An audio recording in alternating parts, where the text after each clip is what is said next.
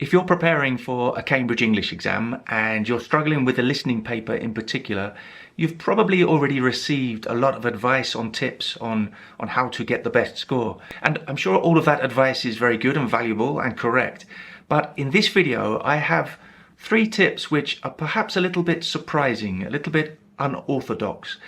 And the first one is, don't watch films, TV series or documentaries in English. Now, don't get me wrong, in general, it's always good to get as much input in English as possible when you're trying to improve your English level.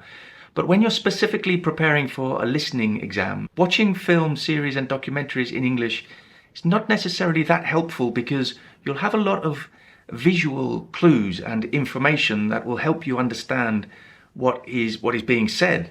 In the listening paper of your exam, you will only have the text on the sheet and the audio. So what I recommend is that you listen to podcasts and radio programs, because then you're forcing yourself to only develop your listening skills. And you're going to get used to focusing on audio for long periods of time. So you really need to develop your focus and concentration, because these are essential skills in the listening paper.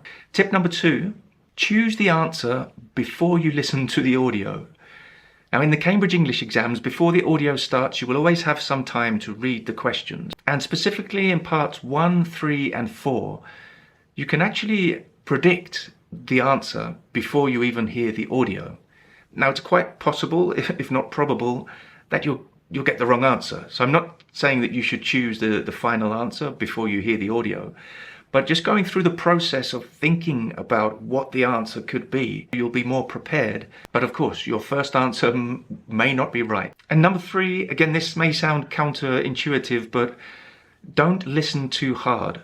So don't try too hard when you're listening to these audios. Now, there's a famous proverb in English, which is, can't see the wood for the trees. And what we mean by that is that sometimes you can be so close or involved in a situation or a problem that you can't really understand it clearly. And relating this to listening in general, sometimes we try so hard to listen to something in another language, in our second language, that we can't actually get a general idea of what is being said.